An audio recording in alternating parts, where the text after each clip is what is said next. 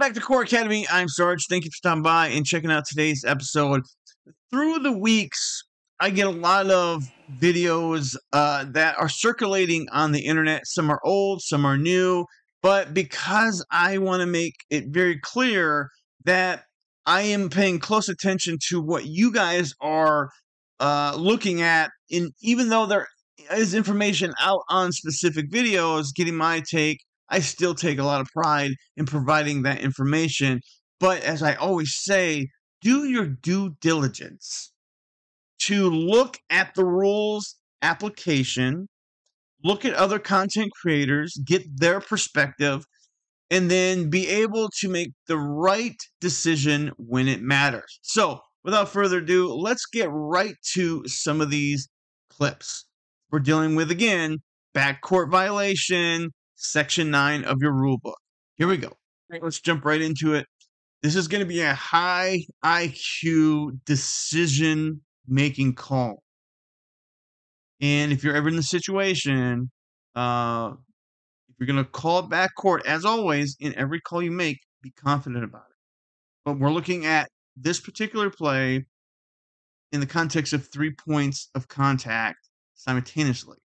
Okay? So we're going to go through regular speed and then breakdown. All right, ball's coming up. I do not know where the trail is at. Line back. All right, slow it down a little bit. The ball's in the back. Foot back, still in the 3 points of contact, 3 points of contact. All right, here we go. Okay, so I could see, so this was not called. It was just, they let it go, which is absolutely fine. But I would bet there are quite a few officials that would say that this moment right here is 3 points of contact. In the speed of the game, this one would be tough if you were at a good spot on the court right there. So before his foot goes to the back, he is in the front court. So I'm going to say in time, I'm not going to call backcourt on this. However, I know for a fact you're going to hear it from specific high IQ fans. But that right there would be my dilemma. If you were at the right spot and you caught it. So, yeah. So I'm not going to call this one. I think this is a really interesting play. It's all over the internet right now in specific groups of officiating. I appreciate those that send me videos. I'm not in all groups. And so this one was interesting, but clearly we see some dynamics in this play that would clearly make us think that 3 points of contact are established. So, all right. So my opinion is I'm not going to call it, but there is evidence that in time you could go either way. All right, let's move on. All right, let's move on. This clip's been out for a while, but when you guys send me them, I want to make sure that I take time to go over them. Now, this one in particular, we're going to be dealing with a lot of the rule context, specifically section 12, control, player, and team. Okay. And remind you that when you make a call like this, again, be confident with it, right or wrong, preferably right, but we've all made mistakes. So here we go. Ball comes in, it's on the sideline, it's going to tip off of Blue's hands, which is the offense, and go into the backcourt. Recovers it. All right, slow motion. Okay, tip, no control, goes into the backcourt, and recovers it. So we have no control in the front court, and then we have a control for Blue in the backcourt. Just to clarify, let's look at the rules so everybody understands the context of this. All right, let's look at the rules for clarification. Section 9, backcourt. Article 1, a player shall not be the first to touch the ball after it has been in team control in the front court if he or she or a teammate last touched or was touched by the ball in the front court before it went into the backcourt. Now, let's take a look at the other important element of this play. All right, move into section 12, control, player, and team. Article 1, a player is in control of the ball when he or she is holding or dribbling a live ball. There is no player control when, during a jump ball, a jumper catches the ball prior to the ball touching the floor, or a non-jumper, or during an interrupted dribble. Now, let's look at the play. So now we have it all in our head, our rules. Now let's look at it. No control, tipped, who recovers it, control. All right, so there you go. Hopefully that makes you a better official adjudicating this and making sure you have a clear understanding of why we are not calling backcourt on this call. All right, let's conclude with this one. A long time ago, a mentor shared with me this particular play, not this video clip, but a play that happened like this, and he broke it down to me. And so this is a perfect learning opportunity. This clip has been out there for a while, but let's look at it step by step. Ball goes in, she catches it and turns.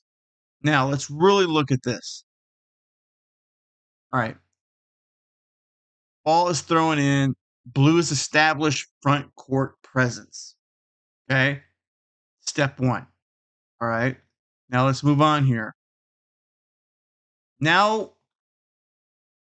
even though the motion of her catching the ball is pushing her foot in the backcourt across the division line, yes, this is considered backcourt. This play is missed a lot. And I missed it when I was younger, and now I really look for it. Establishing control of the ball. Control is established right there. Okay, we're moving on. Now that the foot goes behind the division line into the backcourt. Okay, so we have everything right in front of us to make a call, but we have to understand the rules behind this specific call. So let's get right to that. Let's look at this particular backcourt Article 3. During a jump ball, throw in, or while on defense, a player may legally jump from her front court, secure control of the ball with both feet off the floor, and return to the floor with one or both feet in the backcourt. The player may make a normal landing, and it makes no difference whether the first foot is down in the front court or the backcourt. Now, let's swing back and look at this particular play and think about if the player is in the air or the player is on the ground. All right, here we go. So we have established, again, the player is not in the air. She's on the ground. Okay.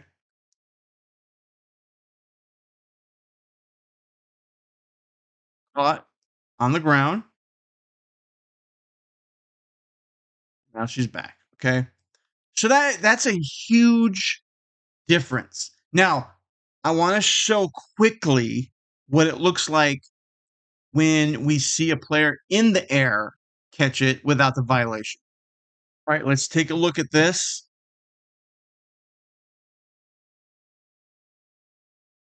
Ball is in the air, caught. So we have that particular guidance that we just read that goes with that specific play right here. Okay. And then fast forward, we have this. They're very close, but it really comes down to the particular statements that are in the rules. Okay. So if you want to go back and look at that specific video in this clip, feel free. But the guidelines that we're running by, we need to know the difference between these two. And getting it right is crucial. All right. That concludes this specific video on backcourt. I appreciate all the episodes that have been developed through individuals sending me videos. Even though some of these are out there, as I said before, it's important that we continue to grind to raise our IQ as officials and know the difference between the backcourts and calls that are going to be meaningful, that could change the complexity of a game. Again, thank you for stopping by. I appreciate it. Keep working hard. Your time will come. And as I always say, sometimes you just have to wait them out. Have a good one, everybody. I'm sorry.